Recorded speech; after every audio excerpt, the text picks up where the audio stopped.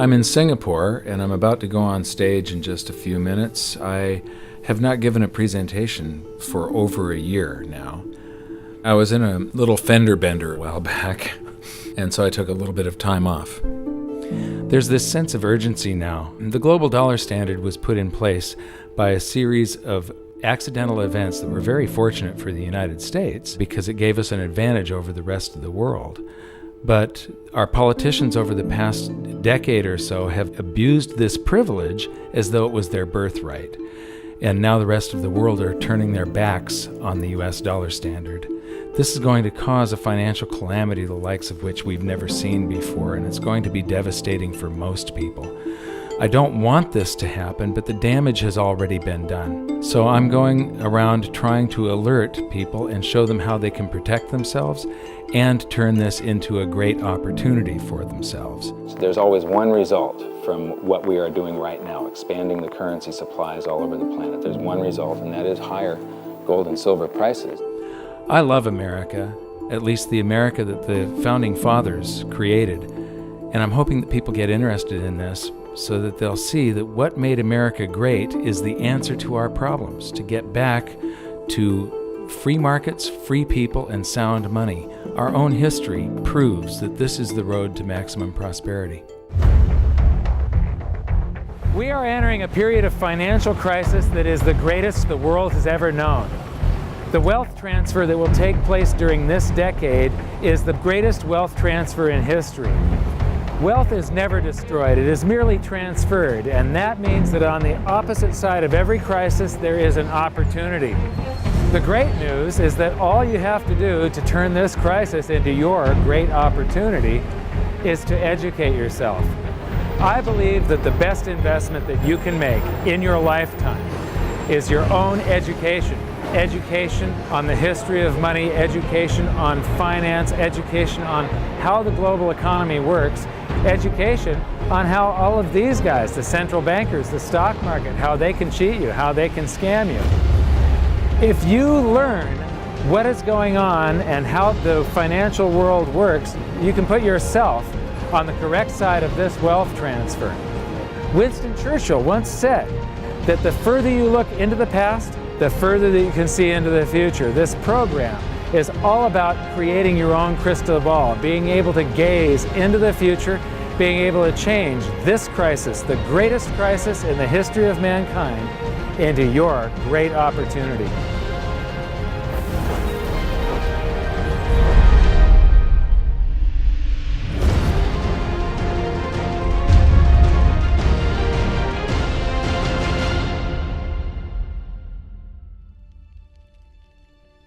I was born in Salem, Oregon in 1956, and we moved to California when I was 4 years old in 1960. But when I went to school, it was obvious after just the fourth grade that there was something different with me. And by fifth grade, I was in remedial classes, and it turned out that I was dyslexic, and teachers were not taught to recognize that back then. I was always falling behind everyone else. When I would get a teacher that would lecture instead of making us read out of books, I would just absolutely excel. I suddenly went from the dumbest kid in class to the smartest kid in all of the periods of that class. But the result was that, after a while I was in every single remedial class, and I just couldn't take it. And in 10th grade, I dropped out, middle of 10th grade, and I've never been back to school.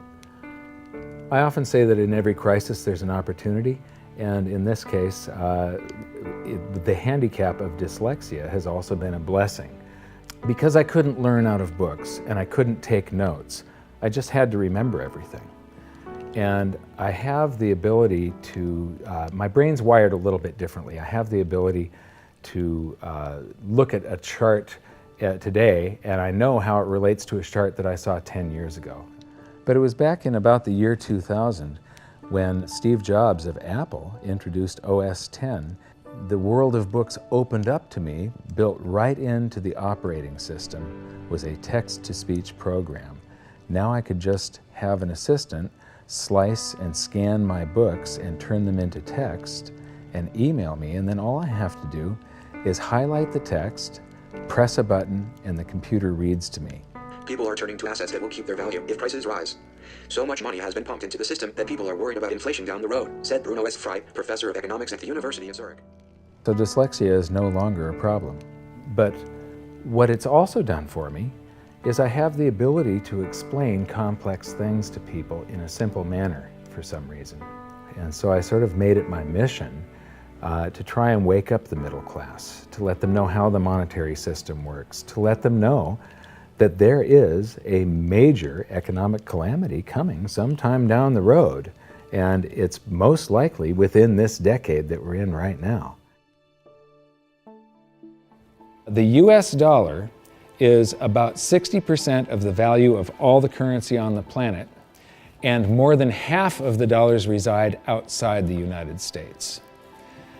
The reason every country has US dollars is, first of all, that's what central banks use as the reserve currency.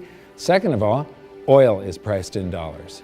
So this is the world, and what you see here is that these are the countries that are avoiding the US dollar in trade. They're doing bilateral agreements where they'll either hold each other's currency and settle that way, or they're establishing, like right now, they're talking about a BRICS bank, Brazil, Russia, India, China, and South Africa, having a bank that will do settlements between the countries directly without using the US dollar. These countries, they tried to avoid using the US dollar, like Iran tried, and we banned them from using SWIFT. How many here have made wire transfers before? So do you know what a SWIFT number is? It's a code that you plug in, and this SWIFT system is what transfers those dollars from one person's account to another person's account. Well, Iran decided that they were going to sell oil only in euros. They got banned from SWIFT.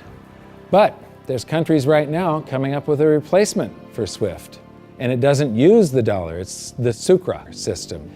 And Iraq started selling oil for euros. In Libya, they were talking about creating the gold dinar and selling oil for gold. So those are the countries that are trying to use something other than the dollar. Then we've got gold competing with currency. And there's a lot of talk around here about the gold dinar, and there's people that are actually using gold in some of the countries over here. And then in Utah has recognized gold and silver as money again. It's legal tender currency in the state of Utah in the United States. And then you've got physical gold accumulation. I'll show you later that China is accumulating an immense amount of gold, but all the countries with an up arrow, that's gold accumulation. Then we have gold repatriation. Germany has been asking for their gold back, and they're getting it. Venezuela has repatriated their gold from the Bank of England. And then if we put this on a timeline, here's the nails in the coffin for the dollar standard, and you will see that there's not a lot of time left. This is my evidence that I think is proof that the death of the dollar is coming, and it's coming shortly. Nixon ended Bretton Woods, and we went on the dollar standard. Then the first nail in the coffin is Iraq sells oil in euros. The crisis of 2008, and we added 1.25 trillion to our base money in the United States. As we add to the base currency, people get worried about inflation. They start rushing toward gold and silver.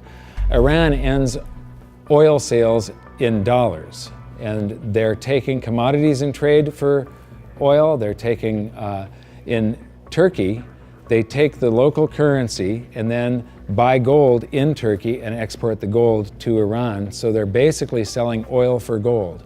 They do the same thing with India. QE2, quantitative easing, that's more currency printing in the United States. Libya, China and Russia bypassed the dollar. They did a bilateral trade agreement where they hold each other's currency, and they do direct debt settlement without having to wire transfer US dollars. Chinese president just recently said that the dollar as the world's reserve currency is a product of the past. Utah recognized silver and gold as money. China and Iran bypassed the US dollar with a bilateral trade agreement. Venezuela repatriates its gold. China and Japan trade directly. India and Japan bypass the US dollar. Russia and Iran trade directly. Iran sells India oil for rupees and commodities. China and Brazil trade directly. Swiss citizens demand gold repatriation. African countries ban the dollar. In Zambia, you can go to jail if you use US dollars. Quantitative easing number 3. They have announced at the Federal Reserve that they're starting with $40 billion of currency that they're creating each month, and now it jumps to $85 billion.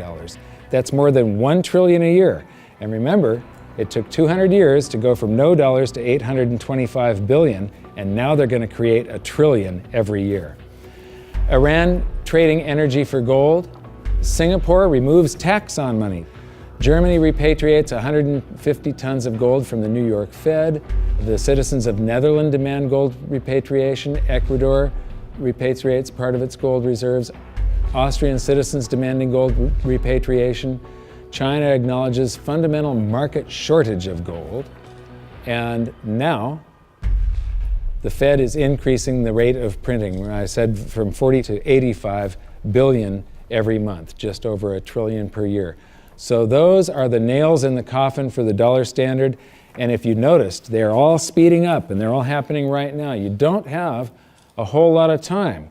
And if you wait too long, then the opportunity is gone. It's going to fail. Why is the dollar sacrosanct? Why is it not going to happen to the US dollar? Well, it will. People think, oh no, it's high technology, or we have computers now, or the internet. And these are ridiculous arguments. The truth is, all fiat currencies have failed, and there's no reason why this one won't. What worries me again so much is that it's a global situation. And so it's going to cause problems on a global basis. And it's a trust breaking down. And you're already seeing the trust breaking down, as I said earlier, because you're seeing different countries exchange directly with each other's currency, circumventing the dollar. You're seeing that in oil. You're going to see it more and more. And people are just going to opt out of the dollar. And you'll probably get to a point before the whole thing collapses entirely where the dollar is more or less used internally in the United States and externally is not used as much, because there'll be a lot of agreements made between nation states outside of the United States that will want to use each other's currency and not the dollar. This isn't going to be pretty when it happens. I am not an end of worlder or a doomsday guy. All you can do is play the hand that you are dealt. If we go to a new monetary system, and I think it's absolutely inevitable, there's just too much energy built up in this one that has to release. It has to come crashing down somehow. When that happens, there's an enormous wealth transfer for people that are on one side of the bet or another. And people don't realize that whether they think they are making a bet or not, they are making the bet. They are involved. This wealth transfer affects everybody, whether you want to participate or not. If you're holding paper assets and paper currencies, you have bet one direction. If you're holding gold and physical assets, you've bet the opposite direction. So these are changes in Chinese holdings. They are accumulating gold. They are getting rid of US Treasury bonds. This is gold held in China. The green line is the cumulative gold. That's on this side, this scale. So it's gone from about 700 tons to almost 6,000 tons just since the year 2000. So this is their central bank holdings. This is their mine supply. But this is, and my researcher put all of this data together. You're the first people to see this. This is the amount of gold flowing through the Hong Kong exchange that goes into China. And the past couple of years here, they have ramped up their buying. They know that the dollar standard is coming to an end, and they are protecting themselves, and you're probably going to see gold-backed renminbi someday, the yuan. So this is an interesting chart. Change in global influence. So this is the correlation to this basket of currencies. This basket of currencies, if you add them all up, they're trading up or they're trading down. And this was pre-crisis, so it's before 2008. So this is from the International Monetary Fund. It's their data. So from 2005 to 2008, This is the correlation of, if that basket of currencies was trading up, the dollar was probably doing about the same thing is what it's saying. The Chinese renminbi, a little less so. And then this is today. The US dollar is done for.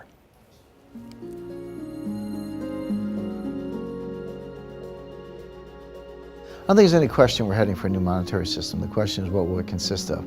The four choices are sort of a world of multiple reserve currencies, and Barry Eichengreen of Berkeley is the leading proponent of this, or leading scholar on this topic. The problem with that, and where I disagree with Eichengreen, is there's no anchor in that system.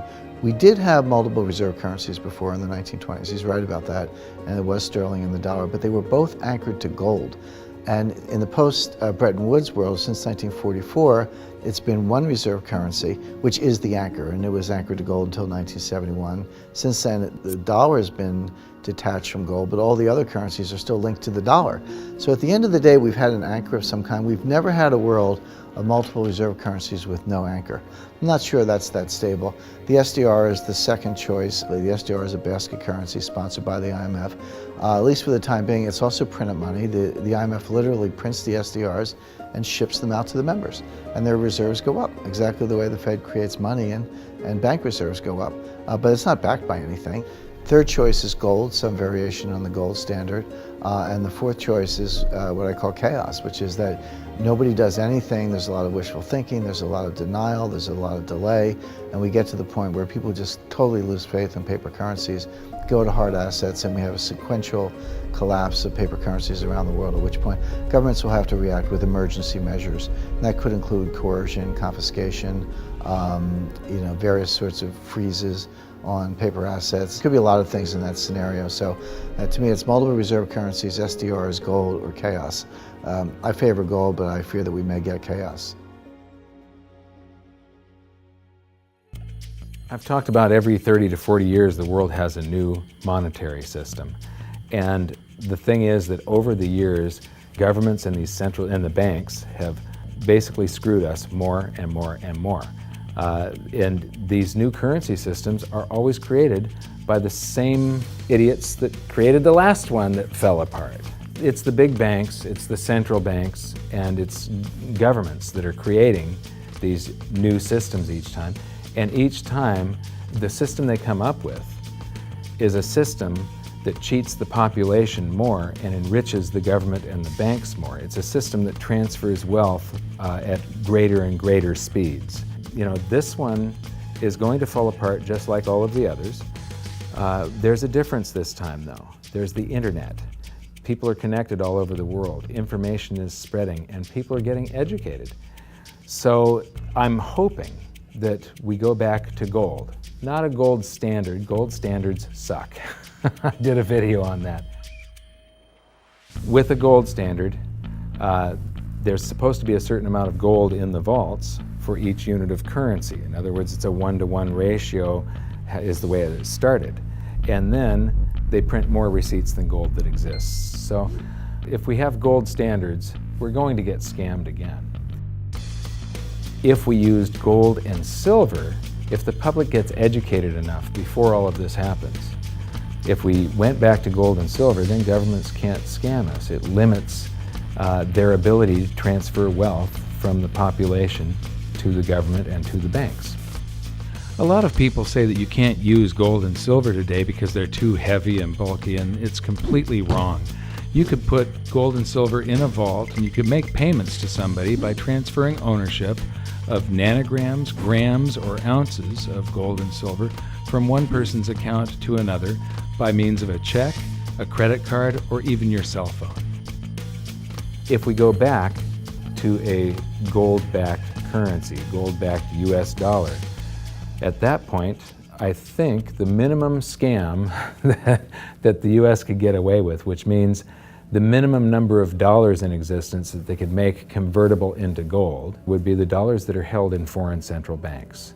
That would be similar to the Bretton Woods system that we had from 1944 to 71. Well, I did some analysis on this when I was writing the book back in 2005, and back then it required $20,000 an ounce gold for the Treasury to have enough gold to cover those dollars, or the New York Fed actually.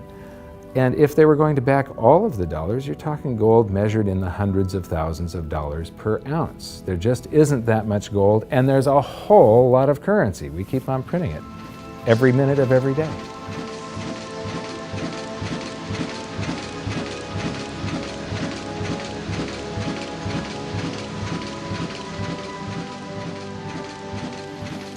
This is gold and how it accounts for a currency supply. This is our base money in the United States, which was gold back here from 1900 until the Federal Reserve. The amount of currency in circulation in gold were the same. And then we established the Federal Reserve, and we inflated for World War I, and we had more currency in circulation than we had gold to back it. There were some bank runs in the 30s. Then Roosevelt unpegged the dollar from gold, and gold's value rose from $20 an ounce to $35 an ounce. And when it did, the value of the gold held at the U.S. Treasury rose to meet the value of all the currency that was printed in the meantime. Here's the same chart again, but now I'm taking it out to 1971. And what you see is these gold inflows during World War I. During World War II, it's another 117% gold increase. This is what made the United States a superpower. It's all financial. It isn't our war machine necessarily. It's all the gold inflows that we got because everybody else was at war and we were isolated from it. And they had to pay us for all their consumer goods and so on. And then we jumped into the war and we inflated. And then in about 1959, countries started figuring out that we didn't have all the gold. You know, we were printing more dollars than gold that we had to back it. And under the Bretton Woods system, they could go to the New York Fed and turn in their dollars for gold at $35 per ounce. Only foreign central banks. Individuals couldn't do that. So gold started flowing out, and the U.S. lost 50% of its gold from 59 to 71. And in the meantime, we kept on printing currency. If this had continued until it got down to zero, if there was one more dollar out there that laid claim to gold, that came in and said, we want our gold for a currency, and there was no gold to back it up, the entire world monetary system would have come crashing down. So Nixon had to take us off of the Bretton Woods system, the last vestiges of the gold standard in August 15th of 71. So here's the same chart again. There's the first chart and the second chart to 71, and now I'm taking it out to 85, and I'm adding a second line here. How many people would agree that credit cards are replacing cash in circulation? Yeah? Credit cards, you use your credit card more and more every year, right? You use cash less and less. Well, this is outstanding credit card balances. It's called revolving credit outstanding is the name of the chart that you get from the Federal Reserve. When you charge something on a credit card, you create currency.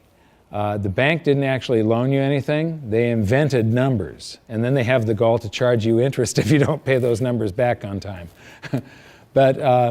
So the thing is that the merchant that you're paying, the restaurant or the grocery store, that merchant's checking account can't tell the difference between the credit dollars that you created or the cash dollars that you pay them. So to that merchant's checking account, it all looks the same. And those dollars that you created stay in circulation until somebody saves them up and pays down credit card debt. So unpaid credit card balances I include as part of the cash in circulation. And in 1971, Nixon took us off the gold standard, and gold became a freely traded separate commodity/money, and it did an accounting of the currency supply. There was quite a while here where we could have gone back on the gold standard. The value of the gold at the Treasury exceeded all the dollars printed from George Washington to Jimmy Carter. And for a week or so, a couple of weeks, it exceeded base money plus outstanding revolving credit. So here's the same chart again. That was to 1985, and now I'm going to take it out to today. And so there's that 1980 peak where it shot past base money and base money plus outstanding revolving credit. And then we get to the crisis of '08. And Ben Bernanke, oh, by the way, instead of billions, we're now measuring in trillions. So we started in millions, and then it went to billions, and now it's trillions. So we did the bailouts and all the quantitative easings, and that's what the currency supply looks like today. And then they announced quantitative easing 3, which is that 85 billion a month that they're creating, and they think they're going to have to do it until about 2015. So here's the projection for gold covering the currency supply today would be $13,400 per ounce gold, for history to repeat and for gold to do the same thing that it did in 1934 and in 1980. And believe me, it shocked people in the 1970s. When gold was $35 an ounce and Nixon took us off the Bretton Woods system, all the economists were predicting that gold was going to go down because now there was going to be no more monetary demand for it. Anybody that said gold was going to go to $100 was considered an absolute lunatic, and it went to $850. It rose 24 times its price. Well, when I wrote my book, we were right here with base money. So base money plus outstanding revolving credit. It took about $6,000 an ounce for history to repeat. Today it takes $13,400, and if you include the same overshoot, remember in 1980 it didn't just cover base money, but it shot past it. $24,000 an ounce gold is what it would require to meet that. Except the Fed has announced that they're going to keep on printing currency until there's lower unemployment and the economy gets back on track. And they think till 2015. So the projected price, according to the Fed and history repeating, if the Fed does this and then history repeats and gold, the public gets afraid of what the Federal Reserve is doing, and they rush toward gold and silver to protect their purchasing power, gold would have to rise from there to way up here, and that is $26,000 per ounce gold to cover. If it does the same overshoot, we're talking about $47,000 an ounce gold. Now, I don't even like to measure gold in dollars. If you measure it in a price doesn't mean anything. It's the value. How much can you buy with the proceeds? If we have deflation and some of this currency evaporates, because it's all just numbers that they type into a computer these days, if we have deflation, maybe gold peaks at $3,000 an ounce and the currency supply collapses to way down here somewhere, and the Dow is at 1,500. That means gold will still be double the Dow. You're still going to get 14 times more paper assets one day than you can buy today with them, and it's probably only a couple of years left that this is going to take, as you saw by how the nails in the coffin of the dollar standard, how they're speeding up. If we have big inflation and the Dow goes to 30,000, maybe gold will be 60,000 an ounce. And if we have hyperinflation, the Dow would be 30 trillion and gold would be 60 trillion. It doesn't matter. In any case, gold would buy you 14 times more paper assets than it does today. So these are the global assets. Here's the bond market.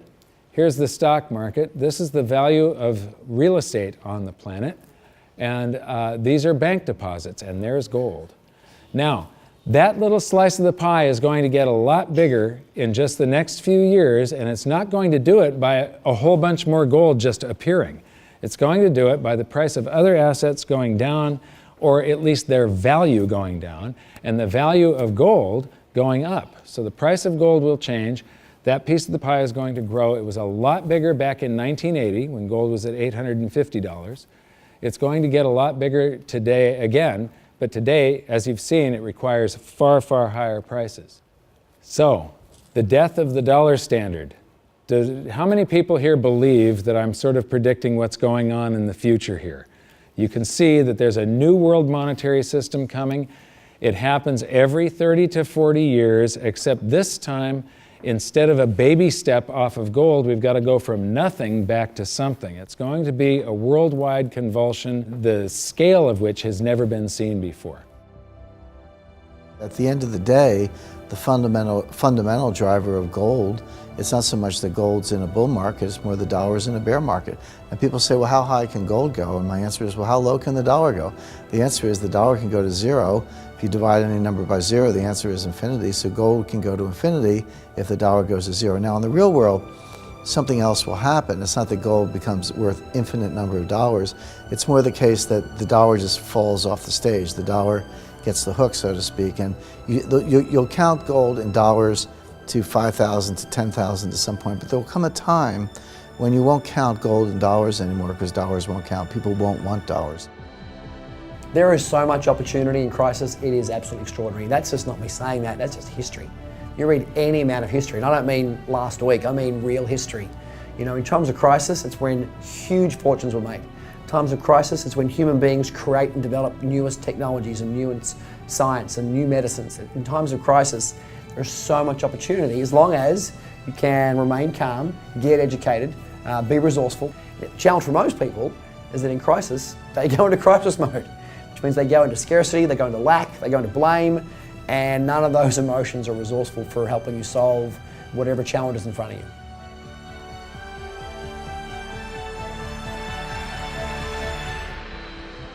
I believe that this is probably the greatest opportunity of anyone's lifetime. There has never been a situation where everything came together just like this. This is the first time in history where all the world's currencies are just fiat currencies backed by nothing. And if what I think is going to happen happens, this is the greatest wealth transfer in history. It's the greatest opportunity, and it'll never happen in our lifetimes again. So now we've learned the following hidden secrets of money. There is a global loss of confidence in the US dollar that is accelerating rapidly. The change to a new monetary system is inevitable and will most likely be chaotic.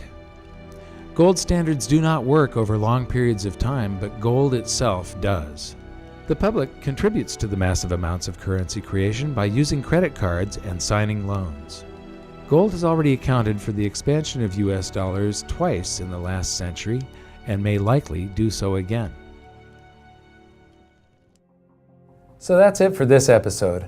I thank you for watching, and I hope you enjoyed it. I know I threw around a bunch of astronomical prices for gold someday in the future, but it isn't the price measured in dollars, it's how much is its value, what is it worth, how much stuff can it purchase. The price measured in dollars, or any currency for that matter, is just a bunch of numbers, and it really doesn't mean anything. There are numbers that are created by the world's central banks, by the commercial bank system, and we're forced to transact in these currencies. But in our next episode, we're going to clear away the smokescreen of national currencies and show you how the world monetary system really works and how all national currencies have to continue losing value. It is not possible for them to maintain purchasing power over any reasonable period of time. As for the golden nails in the dollar's coffin, it's only been a short while since we filmed the presentation in Singapore, and already there are more of them. So for an update, visit hiddensecretsofmoney.com, and in your free information toolkit, there's an exclusive presentation on the latest developments of the golden nails in the dollar's coffin. Now, I know this episode was kind of serious and it might have you upset right now, but believe me, it's not all doom and gloom. As I've said many, many times before, there are these brief moments in history where the safest asset class, the safe haven investment for the last 5,000 years, also becomes the asset class that has the greatest potential gains in purchasing power, and I have bet my life on it. First, I became an investor back in 2002, and then I started telling everybody about it. I started warning them what was going to happen with the world economy and how to protect themselves, and I made it my mission to educate as many as I could. So in 2005, I wrote my book, and then I gave people a means to protect themselves and opened up goldsilver.com. I believe that my team and I have created the world's best precious metals dealership, because we don't just sell gold and silver, we are gold and silver investors. And what we want to do is help you understand how to get through what is coming, to protect yourself, and to turn all of these bad things around to your benefit. So if you decide that precious metals are for you, please visit goldsilver.com. We'd love the opportunity to become your dealer because we feel that we are more than a dealer. We're a partner with you, and we're on the same side of the fence as you. So thank you very much. Good luck. We'll see you at the exclusive presentation at hiddensecretsofmoney.com. Thanks. Do you think this is a man in the lifeboat situation? Let me ask you this. If you knew the Titanic was going to sink and you were on the Titanic, you know there's going to be a lifeboat situation coming up soon. Would you like lifeboats available? That's right. Would you like to get in the lifeboat early, get a nice seat, maybe close to the water, maybe close to the food supply, right there in the middle, nice and comfy? Or you want to be one of the last ones on the boat and you're jockeying for position, you have to throw a kid out to make room for you? Yeah, so lifeboat situation depends how you like your accommodations on the lifeboat is whether you should be working your way towards it right now. And I would be edging my way towards it right now. Mike Maloney's Hidden Secrets of Money is made possible by the clients of goldsilver.com. Your continued loyalty and support allows us to educate the public on how to both protect themselves and benefit in the turbulent times ahead. To all goldsilver.com customers, thank you. Hidden Secrets of Money would not be possible without you.